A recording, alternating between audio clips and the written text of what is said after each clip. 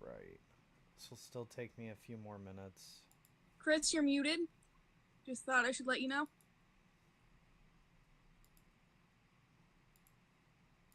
Yep. Should be all good. Let me just verify everything. Alright. YouTube is good. Facebook is good. Now I just start recording. Do, do, do.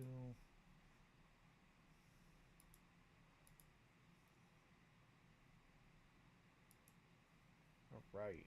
So tonight we are doing freedom.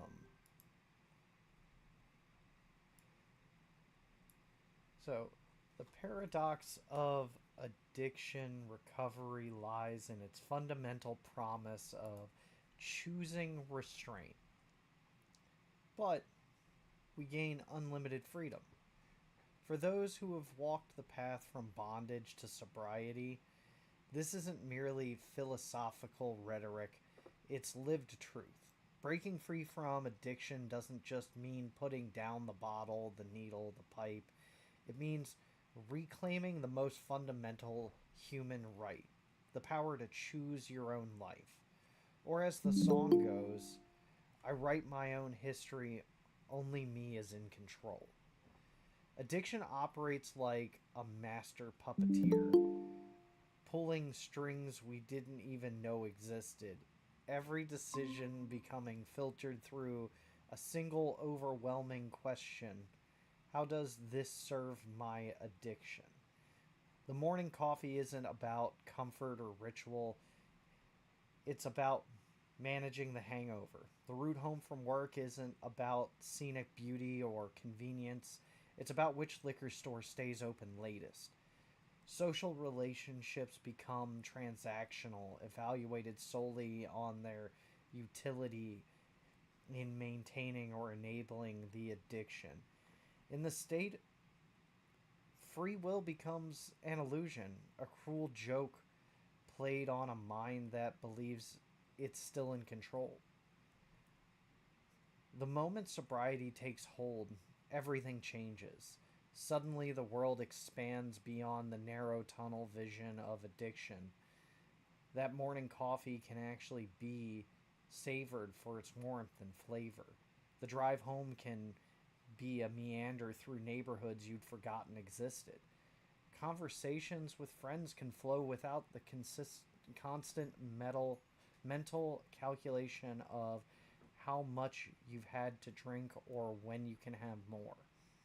Every afternoon, I wake up happy to be having more time to freely roam in this body thing and explore. For the first time in months, years, or even decades, choice becomes genuinely yours to make. This newfound freedom manifests in countless ways, both profound and mundane. You can wake up at 5 a.m. if you want to watch the sunrise, not because you're too wired to sleep. You can stay out late with your friends without anxiety about running out of your drug of choice. You can take that job interview, make that important phone call, or have that difficult conversation without needing liquid courage first. I'm free to try, free to pursue, I'm free to fly, do anything I want to do.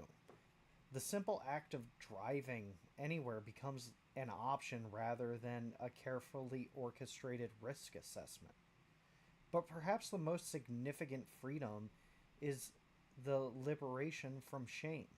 Addiction chains us to not just substances, but to the narrative of failure, weakness, and moral bankruptcy.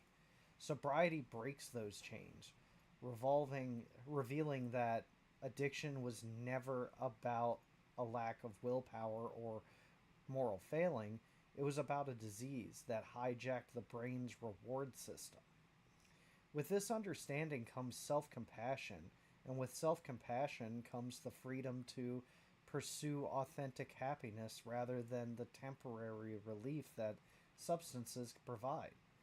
And in the lyrics put it, this shit is yours. Unless you're locked up, this shit is yours. The freedom of sobriety extends beyond personal choices to encompass relationships and life goals. You can show up as your authentic self, not as this curated version designed to hide your addiction. You can make commitments and keep them. You can be present for your children's bedtime stories, your partner's difficult days, your parents' aging process. You can pursue dreams that seemed impossible when every spare dollar and every free moment was consumed by feeding an addiction. Be anything I want to be. I'm free to go, free to see. This isn't to romanticize sobriety or suggest it's easy. Freedom comes with responsibility, and responsibility can feel overwhelming when you're used to having your choices made for you by chemical dependency.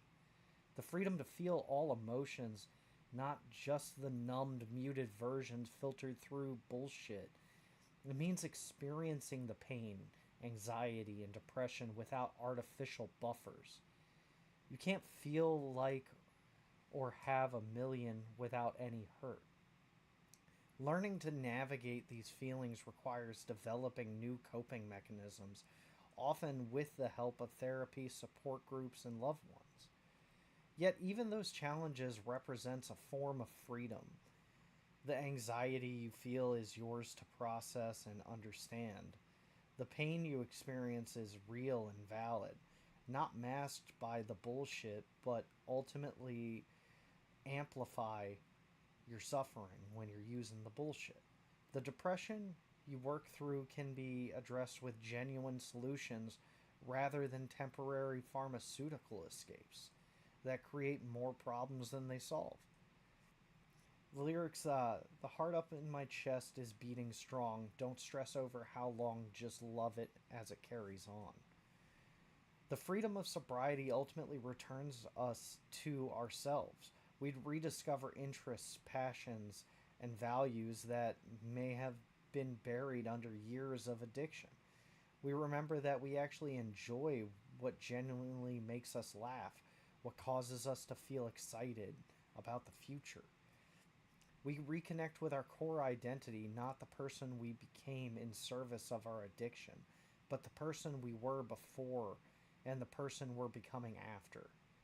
I'm free to boogie, woogie, woogie woo to give a police chief a hot fuck nuggie or two. In sobriety, absurdity and joy are possible again. Even silly, reckless joy that isn't drug fueled but purely human. This journey to freedom isn't linear or perfect. It includes setbacks, moments of doubt, and days when the old chains feel more comfortable than the new liberties. But each day of sobriety is a vote for freedom, a choice to remain the author of your own story rather than a character in addiction's predictable tragedy. I'm alive and I can get high with a buddy, rain or sunny. The difference now is that high is metaphorical. It's the rush of being present and alive, not chemically altered. The most beautiful aspect of this freedom is that it's contagious. When you break free from your addiction, you inspire others to examine their own chains. Your liberation becomes a beacon for those still trapped. Proof that escape is possible and that life on the other side is not just survivable, but genuinely fulfilling.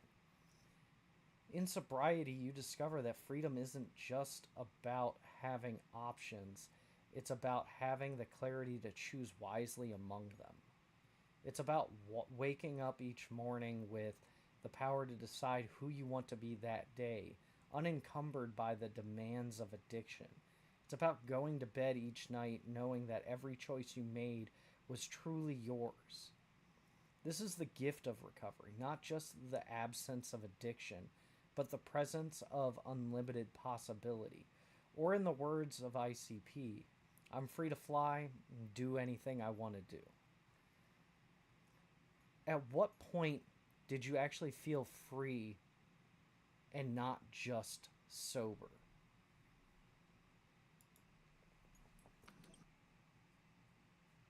I call first. Let's hear it.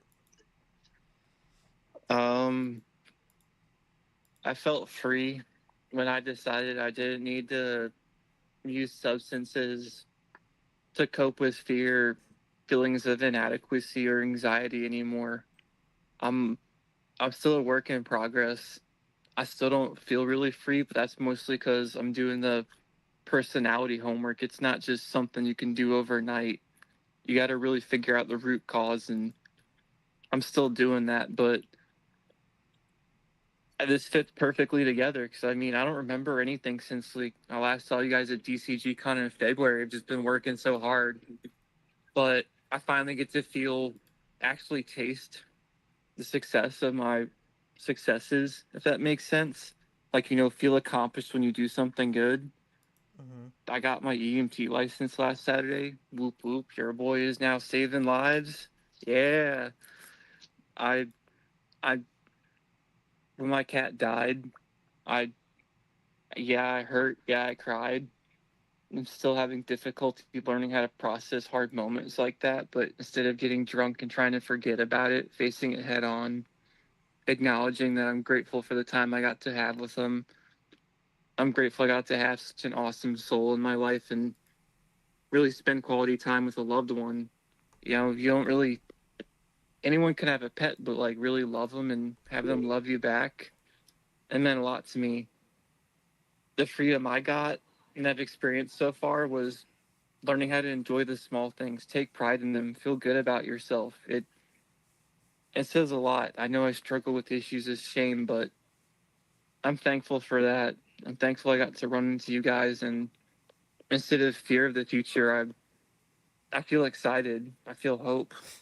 A tad bit scared still, but I can face it with you guys and my loved ones behind me. So thank you. Whoop whoop. Appreciate you guys and love you all. Love you, Skylar. Thanks so much. D, you're up next. Let's hear what you got to say. So, can you hear me or is it too loud? Okay, so for me, what was crazy, so to me, there's different roads to freedom, right? My first step in freedom was in a jail cell praying, God, I don't know what the fuck's wrong with me, but I just can't stop fucking doing this. 30 years old, 10 years in and out of prisons, jails, and I'm sitting here obsessing and craving over the drugs and the alcohol that are in my car instead of being grateful the cops didn't get to search it and I ain't going back to prison, right? And my son got on a phone call and said, Dad, are you in jail again? Is it alcohol? And I broke down and I'm like, I'm sitting here like barely escaping what could have been like me going to prison the rest of my life and obsessing about the drugs and alcohol. And I'm just praying, broke down in a fucking jail cell. Like, God, I don't know what the fuck's wrong with me, but can you take this shit from me? That was freedom. I woke up and didn't obsess or crave over drugs, alcohol again. Fleeting thoughts, maybe, but obsession completely removed. The craving to use removed. Fleeting thoughts is still happening as part of recovery. So that was my first dose of freedom. Now, it took me about 6-7 months into recovery, working with camps and starting to help other people, that I started to have mental freedoms from my depression, from my bipolar, from my life feeling unmanageable, right? And it was maybe about a year or so again, I felt like spiritual freedom. Like I felt connected again with the people, with places, with the earth, with God, whatever you want to call it. So at different stages of my recovery is like different types of freedom I receive. But only freedom I still struggle with, and it's by choice, is my own mental shit, right? When I get in my head and I stress about the future, I stress about the past, I'm giving up my mental freedom because I'm letting the hamster wheel turn because I'm trying to take control of shit that's out of my control usually, right? And the only way to really like get out of that mental funk is like help somebody else, do something that you don't usually do something we haven't done in a while, right? And then that mental hamster wheel shut down because you're so focused on the freedom of being able to help somebody else or do something different and new that it shuts all that noise in your head down. So that's the only thing I still struggle with my recovery is giving up my mental freedom. Like when I want to control what's going to happen tomorrow or sit here beating myself up about my mistakes from the day before. You know what I mean? Other than that, like when it comes free from the bondage of addiction or spiritual freedom, I have that all the time. Whether I choose to give up my mental freedom is a battle though. And that's just a defect of the character, because when you spend your whole life like controlling everything because you're trying to get a fix for drugs and alcohol or whatever it is, it's hard to go like there's a plan whether I see it or not. You know what I mean? So let me get out of the way and let this plan happen. And long-term sobriety, that's the hardest thing, is just staying out of my own fucking way sometimes. And with that, I will shut up.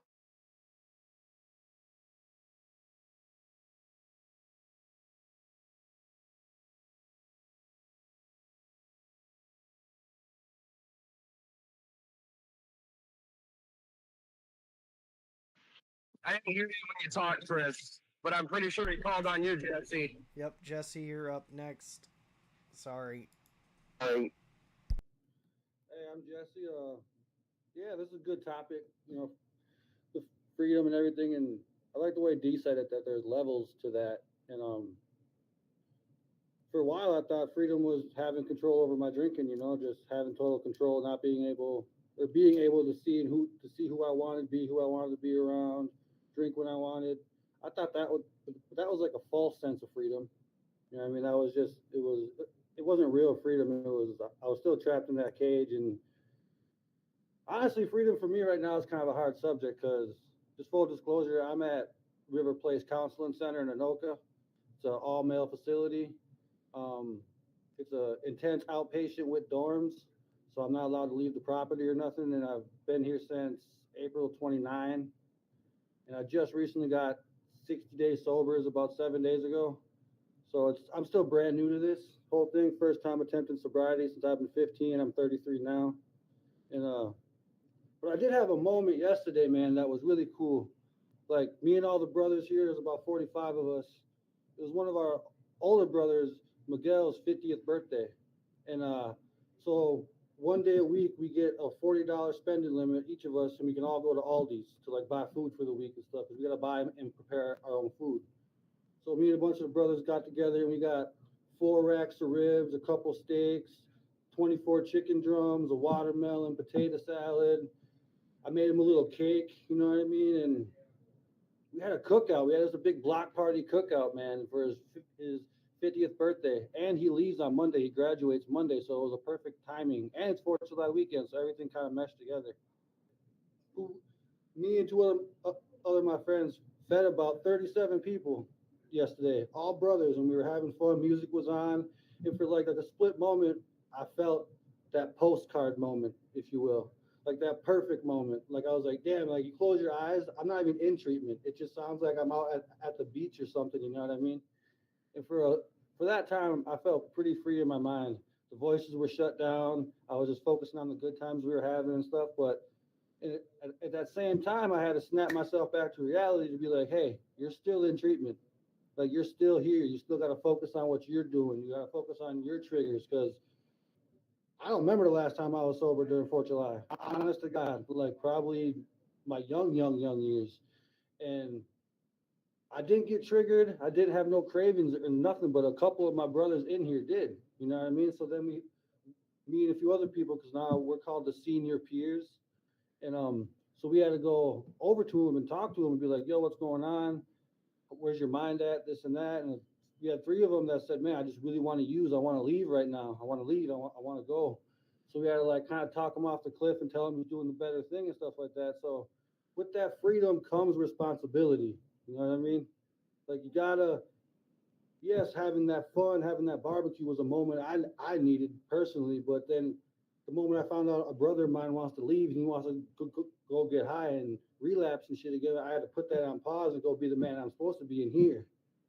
Because I gotta focus on what I'm doing in here, because what I'm doing in here is super important for when I get to leave.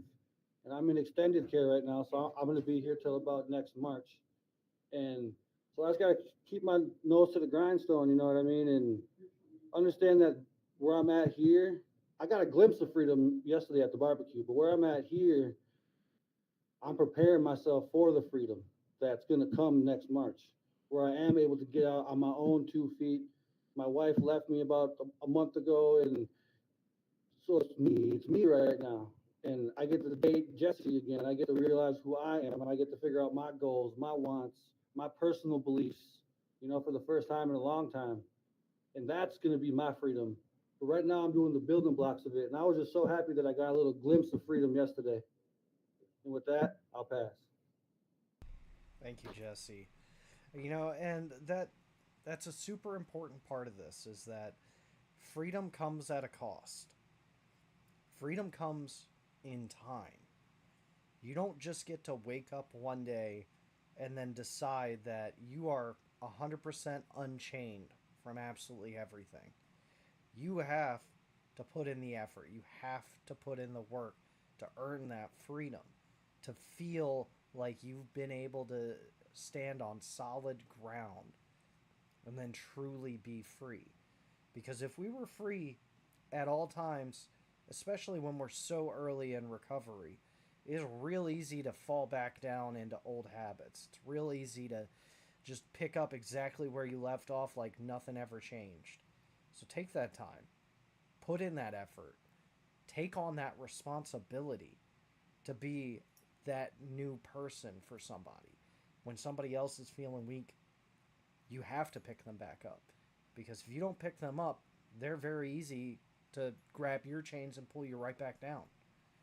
So be strong. Be for everybody.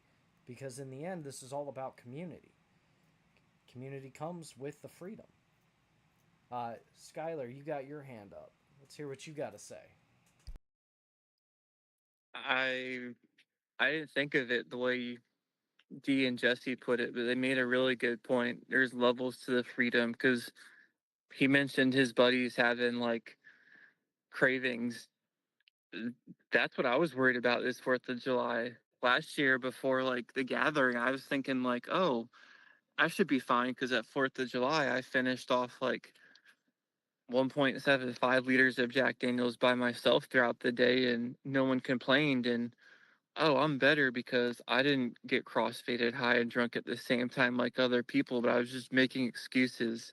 I it's not cool to be that sloppy or that trashed. And I was having a lot of anxiety approaching today because like you said, like, oh man, like how am I gonna have fun if I can't get wasted like normal? But part of the freedom was saying, all right, that freedom to get drunk is gone because I can't handle it. But now that I'm sober, I can find freedom in new ways. So instead, I'm having water, going and hanging out, talking to different people without feeling weird, without feeling like I have to get wasted to be able to talk to someone else due to fear and anxiety. I mean, I actually got to try a cigar and it wasn't too bad. I learned from you guys that, like, all right, nicotine, oral fixation. Dude, cigars, they smell fucking gross, but it's kind of nice to just sit there and stare at the beach and have a nice stogie. I did like I didn't think of that. So I found my way, but I'm still learning what it means to find freedom in the other direction. You can't handle substances and self-moderate like everyone else. So there's lots of freedom in that direction, but you're trading it for something better and something greater. And it, like you guys were saying, it comes with experience. And I didn't think of that. You're right. You don't get 100% at the beginning, but it's a slow build. Like you earn it as time goes on. It all takes time. None of us come into this suddenly being masters of being sober in a world that is not sober. Some of us come in and figure it out. Some of us come in and go out and then come back in and then go back out and then eventually we finally fucking get it. Life is full of mistakes that we have the ability to learn from. We've all made plenty of mistakes in our lives, and that's why we're all in this room together making better choices. None of us are ever going to claim to know the right way, but I can give you helpful tips that may point you in the right direction. The rest of that is up to you.